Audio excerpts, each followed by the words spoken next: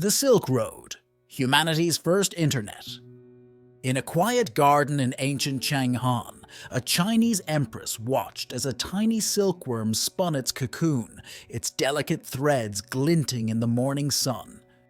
She could not have known that this simple creature's silk would ignite humanity's greatest commercial adventure, a vast network of routes stretching 4,000 miles across scorching deserts, treacherous mountain passes, and endless steppes. But this network would become far more than just a trading route. It would become the world's first internet, a pulsing web of connections that carried not just precious cargo, but ideas that would transform civilization itself. The story of the Silk Road is the story of how spices and stories, diseases and religions, inventions and empires collided and combined to create our modern world. It's a tale of swaggering merchants and scheming spies, of humble monks who walked thousands of miles carrying precious scrolls, and of ruthless Khans who built history's largest empire. As ships and planes shrink our world today, we're still living in the shadow of this ancient highway, and its legacy holds the key to understanding how humanity first became truly connected. The birth of global trade, Zhangqian and the Silk Road. The nightmare began with 13 severed heads. In 138 BCE, Emperor Wu of Han stared at his general's report in disbelief. The diplomatic mission he'd sent west had been ambushed and slaughtered by the Xiongnu nomads. All except one man, Zhang Qian, now a prisoner in the endless steppes. But what happened next would change the course of human history. Zhang Qian refused to break. For 10 long years, he endured captivity among the Xiongnu, took a wife, started a family, and waited. When his chance finally came, he fled west with a handful of loyal followers, not back to China, but deeper into the unknown. He had glimpsed something during his captivity, whispers of wealthy kingdoms beyond the western mountains, of horses that seemed to sweat blood, and of routes that could outflank China's dreaded enemies. The tales he brought back to Emperor Wu's court sparked a fever dream of possibilities. Zhang described Fergana's legendary horses, Bactria's golden cities, and Parthia's wealthy markets. But it was his description of a strange new material, a shimmering fabric that seemed to capture sunlight itself, that truly caught the emperor's imagination. The Indians and Parthians called it cloth of gold, and they acquired it through a maze of middlemen reaching all the way to China itself. Emperor Wu realized with a start that these distant kingdoms were already trading Chinese silk at 20 times the price it commanded at home. What followed was the ancient world's greatest commercial revolution. Emperor Wu dispatched armies to secure the western regions, but he also sent something far more potent: diplomatic missions bearing gifts of silk, tea, and imperial patronage. The first caravans were like expeditions into another world. Merchants who had never left their home provinces found themselves negotiating in languages they didn't understand, trading goods whose origins were shrouded in mystery. A bolt of silk purchased in Xi'an for a few silver pieces might, after crossing mountains and deserts, buy a small fortune in Persian horses or Roman gold. But the real transformation wasn't in the ledgers of merchants or the treasuries of emperors. It was in the minds of ordinary people along these routes. A Buddhist monk from India might share a meal with a Zoroastrian priest from Persia, while a Jewish merchant from Jerusalem haggled with a Confucian scholar from China. Their conversations over campfires and in caravanserai created something unprecedented: the first truly international exchange of ideas. The Great Wall of China had been built to keep the outside world at bay. Now, paradoxically, China was building bridges to that same world, one caravan at a time. Zhang Qian never saw the trading empire he helped birth. He died a few years after his return, honored with titles and wealth by Emperor Wu. But as he lay on his deathbed, the first great caravans were already heading west, carrying silk and dreams down the trails he had blazed. His nightmare of captivity had transformed into humanity's greatest adventure, an adventure that was just beginning. The Silk Road, a catalyst for global exchange. The Roman senator's wife gasped as the fabric slipped through her fingers like water. In that moment, as the Persian merchant smiled knowingly, she didn't care that this single bolt of silk would cost as much as a villa in Tuscany. What she couldn't know was that this transaction, one of countless thousands along the Silk Road, was reshaping the economics of 3 continents. Roman gold poured east by the ton, so much that Emperor Tiberius would later ban silk clothing for men, desperately trying to stem the bleeding of imperial coffers. But silk was merely the beginning.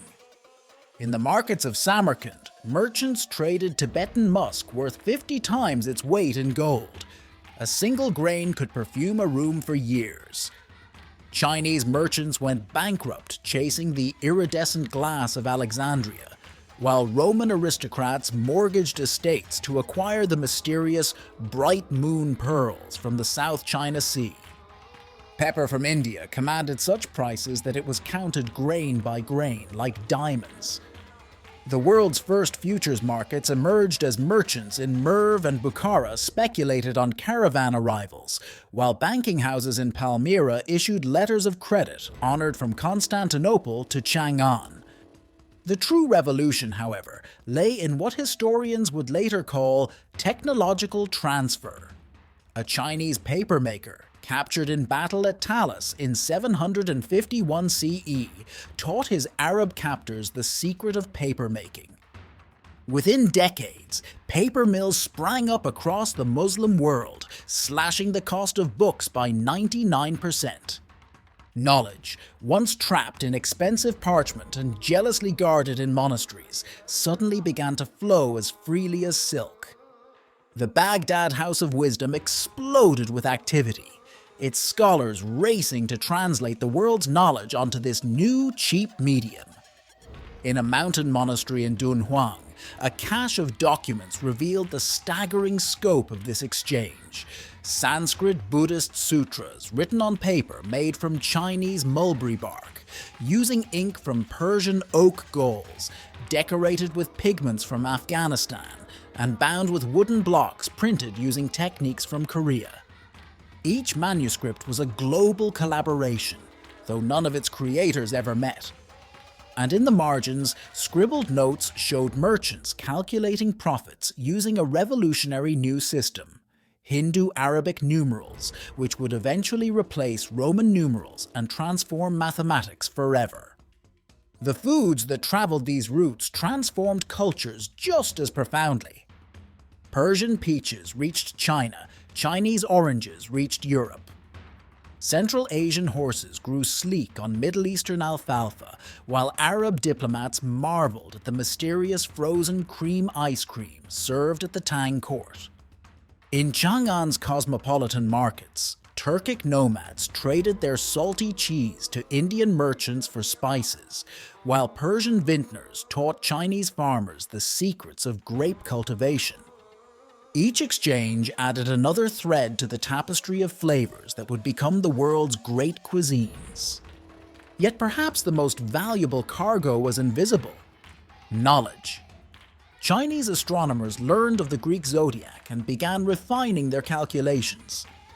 Indian mathematical concepts revolutionized Arab algebra, which would later transform European science. Persian jade-cutting techniques reached China, while Chinese porcelain-making secrets sparked obsession among Middle Eastern artisans. Each innovation jumped cultural boundaries like a spark crossing a gap, igniting new fires of creativity wherever it landed. This wasn't just trade, it was the world's first great experiment in globalization. And like modern globalization, it produced winners and losers, innovations and disasters, fortunes made and fortunes lost. But most importantly, it proved that humanity's greatest resource isn't gold or silk or spices. It's the endless capacity to share, adapt, and improve upon each other's ideas. Desert metropolises, cities of sand and dreams. Imagine a city rising from the desert like a mirage, its towers gleaming with tiles of lapis lazuli and gold. This was Samarkand in its glory, a metropolis where even the streets seemed to whisper secrets. In the shadow of the towering Registan, a single merchant might trade Chinese silk for Byzantine gold, then exchange that gold for Indian diamonds smaller than a fingernail, yet worth more than 1,000 camels. By sunset, those diamonds might be traveling north toward Kiev, while the silk continued west toward Venice. This was no ordinary city. This was a place where fortunes were made between sunrise and sunset. The Sogdians, history's forgotten merchant princes, ruled this realm of commerce with cunning and charm. Their children learned accounting before they learned to walk, or so claimed envious Arab chroniclers. A letter discovered by archaeologists reveals their business acumen. "The market is hot for indigo," writes one merchant to another, "but wait until the Byzantine traders arrive next month. They'll pay double. And don't worry about the bandits on the northern route. I've already paid their chief's daughter's dowry." These weren't just traders. They were the world's first multinational CEOs, running networks that would make modern corporations envious. Life in the caravanserais, those fortress-like desert hotels, pulsed with its own peculiar rhythm.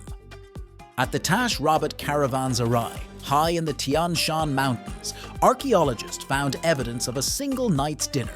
Persian pistachios, Chinese tea, Indian rice, and lamb from the steppes, all served on pottery from 5 different kingdoms. In these stone-walled compounds, where merchants and animals sheltered from sandstorms and bandits, the real business often happened after dark. Deals were struck, intelligence was traded, and alliances were forged over shared cups of wine. A merchant might enter a caravanserai penniless and leave wealthy, or the reverse. But it was in Dunhuang, the city of sands, where the true magic happened.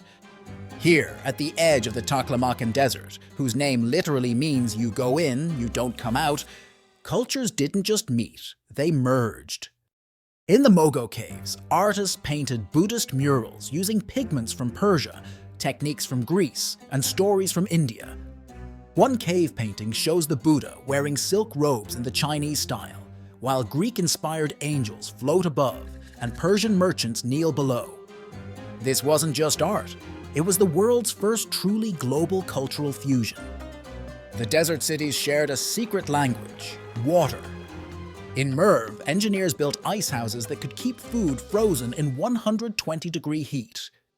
Turpin's Karez water system, an underground network of channels that carried glacial meltwater for hundreds of miles, was so complex that modern scientists are still mapping it. These weren't just engineering projects, they were acts of defiance against nature itself, turning hostile desert into blooming oasis. Yet perhaps the most remarkable thing about these cities was their cosmopolitan nature. A document from Kucha lists 17 different languages being spoken in its main market. In Kashgar, the Friday mosque could hold 20,000 worshippers, while just down the street, Nestorian Christians debated with Manichaean priests and Buddhist monks. These weren't just trading posts. They were the world's first truly international cities, where tolerance wasn't just a virtue, it was a business necessity. But like all dreams, these desert kingdoms carried the seeds of their own awakening. As maritime trade routes grew more profitable, as empires rose and fell, as the very climate began to shift, these magnificent cities faced a choice: adapt or fade away. Some, like Samarkand, reinvented themselves and survived to this day. Others vanished so completely that their names are known only from ancient manuscripts. Yet their legacy lives on in every international city, every multicultural marketplace, and every place where people of different backgrounds come together to trade not just goods, but ideas. The journey of ideas across cultures. In the year 629 CE, a young Chinese monk named Xuanzang slipped out of Chang'an in the dead of night, defying an imperial ban on foreign travel. He carried with him only a few scrolls and an impossible dream: to reach India and bring back the true teachings of Buddhism. What followed was an odyssey that would make Marco Polo's later journey seem like a weekend holiday. But more importantly, it would trigger an intellectual revolution that would reshape the minds of millions. Xuanzang's 17-year journey transformed him from an obscure monk into the ancient world's greatest translator. In the great University of Nalanda, where 10,000 monks debated philosophy beneath carved stone archways, he mastered Sanskrit and gathered hundreds of original Buddhist texts. But his true genius lay in what he did next. Rather than simply translate these works into Chinese, he created an entirely new philosophical vocabulary, inventing Chinese words for Sanskrit concepts that had never before crossed the cultural divide. Many of these words still shape East Asian thought today. While Buddhism flowed east, another intellectual current surged west: Indian mathematics. In the markets of Baghdad, Hindu numerals met Greek geometry, and the result was explosive. Al-Khwarizmi, whose name would become our word algorithm, synthesized these traditions into algebra, literally the reunion of broken parts. His works, translated into Latin, would later help spark the European Renaissance. But the real revolution was simpler: the zero. This Indian concept, carried along trade routes, would eventually transform not just mathematics, but human thought itself. Languages evolved and mutated along the Silk Road like living things. In the oasis of Dunhuang, archaeologists found a Hebrew business letter written in Persian script, a Buddhist prayer in Turkish runes, and Chinese poetry transcribed in Sanskrit. In Sogdian trading posts, merchants developed the world's first commercial cipher, a secret code for communicating prices and deals across thousands of miles. When scholars finally cracked this code in the 21st century, they found something astounding. Words that had traveled so far from their origins that their own inventors would not have recognized them.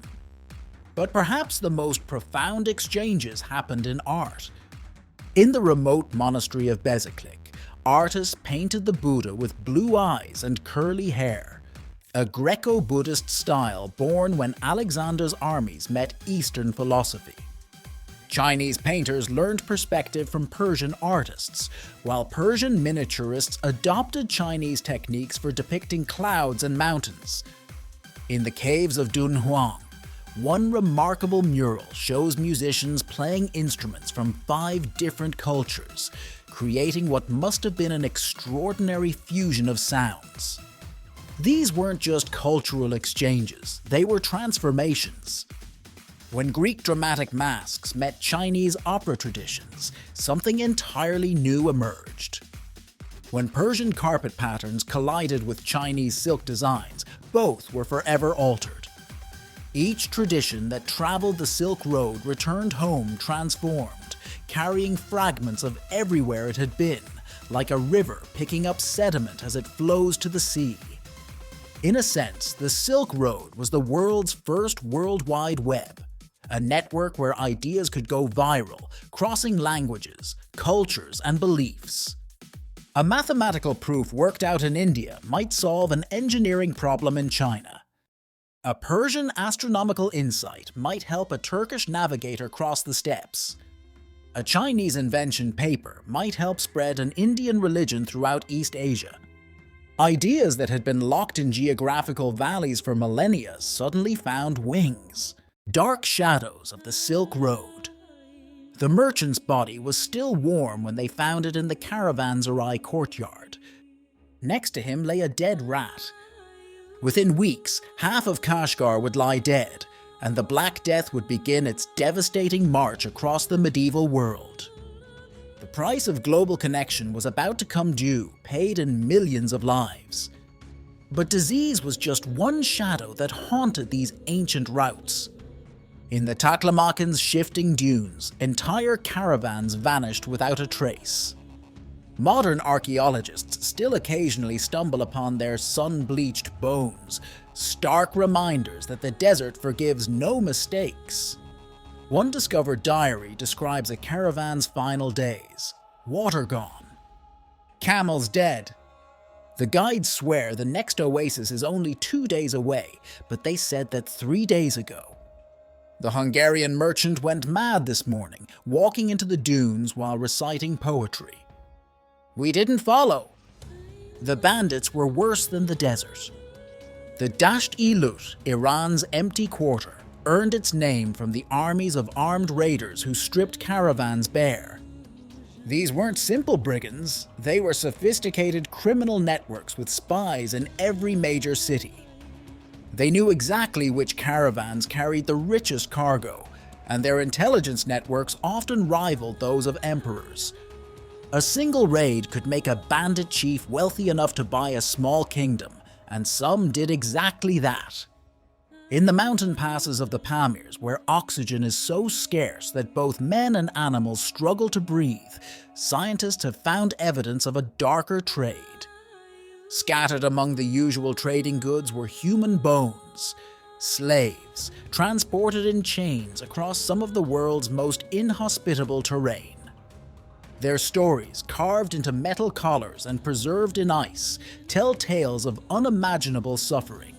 I am Abbas, once a scholar of Baghdad, now property of the merchant Liu. The spy game along the Silk Road would have put the Cold War to shame. Every major power maintained networks of informants disguised as merchants, monks, or diplomats. The Tang dynasty's intelligence reports detail everything from military fortifications to the drinking habits of Central Asian kings. One recovered Byzantine document contains detailed sketches of Chinese siege weapons, drawn by a spy who posed as a silk merchant for 15 years. Environmental devastation followed the trade like a shadow. Entire forests disappeared to fuel the forges making steel for swords and armor. The insatiable demand for jade stripped whole mountain ranges bare. In the Tarim Basin, archaeologists have found evidence of ancient cities abandoned when their water supplies ran dry, victims of climate change triggered by overgrazing and deforestation. Some historians now believe that environmental collapse played a key role in the Silk Road's eventual decline. But perhaps the most insidious danger was invisible, ideas that kings and emperors considered poisonous, religious teachings that threatened established orders, political philosophies that challenged traditional power structures, scientific discoveries that upended ancient beliefs. The same roots that carried silk and spices also carried revolution and upheaval. More than one dynasty fell because of ideas that traveled these ancient paths. The ruins tell their own tales. In the remote fortress of Karakoto, archaeologists found evidence of a final desperate siege. The defending garrison, faced with certain defeat, buried their most valuable treasures and then committed mass suicide. Among those treasures were texts so controversial that even today, scholars debate whether to publish them. The Silk Road didn't just connect the world, it also revealed how dangerous connection could be. Rise of the Mongols, architects of a globalized era. History's greatest irony arrived on horseback. The same nomadic warriors who had terrorized Silk Road cities for centuries would become the architects of its golden age. When Genghis Khan's army stormed out of the steppes in 1206, merchants trembled. What they couldn't know was that this illiterate warrior had envisioned something revolutionary. A world where a single passport would allow a trader to travel from Korea to Hungary in perfect safety. The Mongol war machine moved like lightning, but their true weapon was administrative genius. They standardized weights and measures across continents. They established a relay system of horses that could carry a message from Beijing to Persia in just 2 weeks. They created the world's first international postal service, complete with post houses every 30 miles. Most crucially, they implemented what historians now recognize as the world's first international law code, the Yasa, which guaranteed the safety of merchants regardless of their origin or religion. Young Mongol nobles were sent thousands of miles from home to govern conquered territories, creating a network of administrators with truly global perspectives. Kublai Khan, ruling from his pleasure dome in Xanadu, drank Arab coffee, wore Persian robes, employed Russian bodyguards, and kept an Italian astrologer. His court became a laboratory for cultural fusion on an unprecedented scale. When Marco Polo arrived, he found not barbarian chiefs in felt tents, but sophisticated rulers presiding over the world's most advanced diplomatic system. The Mongols' greatest innovation was their monetary policy. They introduced paper money backed by silver reserves, a concept so ahead of its time that European visitors thought it was magic. "They make their money out of bark," Marco Polo wrote, "and everyone accepts it." This standardized currency, combined with their revolutionary postal system, created history's first truly integrated financial market. A merchant could deposit silver in Baghdad and withdraw its equivalent in paper in Hangzhou. In the great Mongol capital of Karakorum, built in the middle of the steppes, a silver tree designed by a captured French artisan spouted different drinks for diplomatic guests: wine, mead, fermented mare's milk, and rice beer. This wasn't just hospitality, it was a statement about empire. Under one roof, in the heart of Asia, delegates from every known civilization gathered to trade, negotiate, and share knowledge. The world had never seen anything like it. But the Mongols' greatest legacy was intellectual. By systematically transferring populations, forcibly moving Arab astronomers to China, Chinese doctors to Persia, Persian engineers to Russia, they created history's greatest brain drain. These displaced intellectuals, desperate to prove their worth to new masters, sparked revolutions in every field they touched. Chinese siege engineers revolutionized European military science. Persian astronomers transformed Chinese celestial mapping. Arab physicians revolutionized Chinese medicine. The price of this integration was paid in blood. The Mongols may have killed as much as 11% of the world's population during their conquests.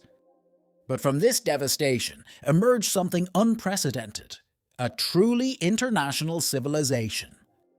For a brief moment in history, it was possible to travel from the Pacific to the Black Sea without crossing a border, speak a dozen languages without leaving your hometown, and participate in a market that spanned the known world. This wasn't just an empire. It was a vision of globalization that would not be matched until the 20th century. When it fractured, it left behind a web of connections that would shape the world for centuries to come. The Mongols themselves would fade back into the steppes, but their dream of a unified world market would endure, haunting the imaginations of emperors and entrepreneurs for generations to come. The legacy of connection. The Silk Road's enduring impact. The musket shot that changed history wasn't fired on a battlefield. It was fired from the deck of a Portuguese caravel in 1498. When Vasco da Gama's ships reached India, they didn't just discover a new trade route. They fired the first shot in an economic revolution that would overturn a millennium of established commerce. Within decades, the ancient land routes that had connected east and west began their long fade into legend. The sea routes were simply ruthlessly efficient. A single ship could carry more cargo than 1,000 camels, move faster than any caravan, and deliver goods undamaged by desert sand or mountain snow. The mathematics were brutal. A merchant could make more profit on one sea voyage than a decade of overland trading. Venice, once the end point of the Silk Road, found itself suddenly irrelevant as Portuguese and Dutch ships bypassed the Mediterranean entirely. The great desert cities, those jewels of Central Asia, began their slow descent into obscurity. Yet even as the physical roots withered, something more profound emerged. In 1492, Christopher Columbus sailed west looking for a route to Asia, carrying charts influenced by Arab geographers who had worked from Chinese maps. He failed to find Asia, but he found something else, proof that the world was far larger and more complex than anyone had imagined. The age of exploration that followed was, in many ways, the final fruit of Silk Road knowledge, the last great exchange between East and West before the long silence. This silence would be broken in the most unexpected way. In 1900, a Buddhist monk sealed away a library in a cave near Dunhuang, perhaps hoping to protect it from European looters. When discovered in 1907, this library proved to be a time capsule of Silk Road civilization. Among its treasures was the world's oldest printed book, star charts that revolutionized our understanding of ancient astronomy, and documents in 24 dead languages. Most remarkably, it contained the business records of a single family of merchants spanning 3 generations, showing how one household participated in a trade network spanning continents. Modern archaeology has revealed an even more startling truth. The Silk Road never really ended. Ground-penetrating radar has revealed ancient trade routes buried under desert sands. Genetic studies show how crops and animals were hybridized across continents. Linguistic analysis reveals how words and ideas flowed across cultural boundaries. Even more surprisingly, satellite archaeology has shown how the ancient routes shaped modern development. Many of today's highways and railways follow paths first blazed by ancient caravans. The final irony came in 2013, when China announced its Belt and Road Initiative, the largest infrastructure project in human history. Following the ancient Silk Road routes, this new network of highways, railways, and shipping lanes aims to recreate the connectivity that once made Central Asia the crossroads of civilization. But this time, the caravans travel at 200 miles per hour on high-speed rail, and the messages flow through fiber optic cables buried alongside routes once marked by camel bones. Yet perhaps the most profound legacy lies not in roads or ruins, but in a simple truth. Humanity's greatest achievements have always come from connection rather than isolation. The Silk Road proved that differences in language, religion, and culture were not barriers to exchange, but opportunities for innovation. In our modern age of rising walls and growing fears, this ancient network reminds us that civilization thrives not on purity, but on plurality, not on walls, but on bridges. In the end, the Silk Road was never really about silk. It was about the dream of connection, the belief that somewhere over the horizon there were people with new ideas, new goods, and new ways of seeing the world. That dream hasn't died. It's written into the very DNA of our globalized world, encrypted in the ancient passwords of commerce and culture that still shape how we interact today. The caravans may have vanished into history, but their footprints still mark the path to our future. The evolution of the Silk Road. A Chinese quantum satellite blinks silently in orbit, beaming unbreakable encryption keys between Beijing and Vienna. Below it, automated trucks navigate smart highways across Kazakhstan, while ultra-high voltage power lines stretch across deserts where camel caravans once plodded. Welcome to the digital Silk Road, where data flows faster than silk ever did, and algorithms have replaced caravans arrays as the guardians of trade. But beneath this technological veneer, something far more profound is emerging. In 2019, archaeologists made a stunning discovery.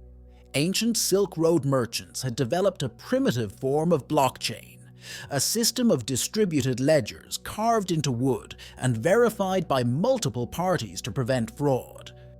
This ancient innovation eerily foreshadowed today's cryptocurrency networks. Modern traders, it seems, are unconsciously reinventing solutions their ancestors discovered millennia ago. The ghosts of the old routes assert themselves in unexpected ways.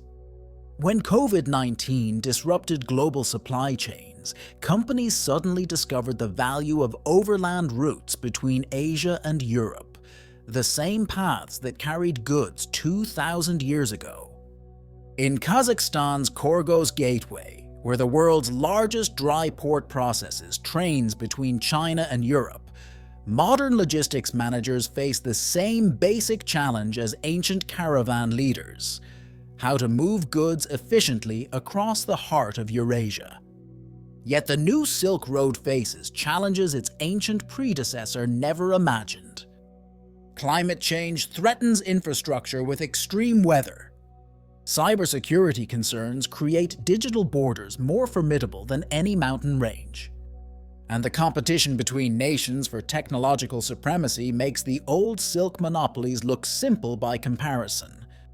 When a single fiber optic cable can carry more information in a second than all the caravans in history, the stakes of controlling these new routes become astronomical.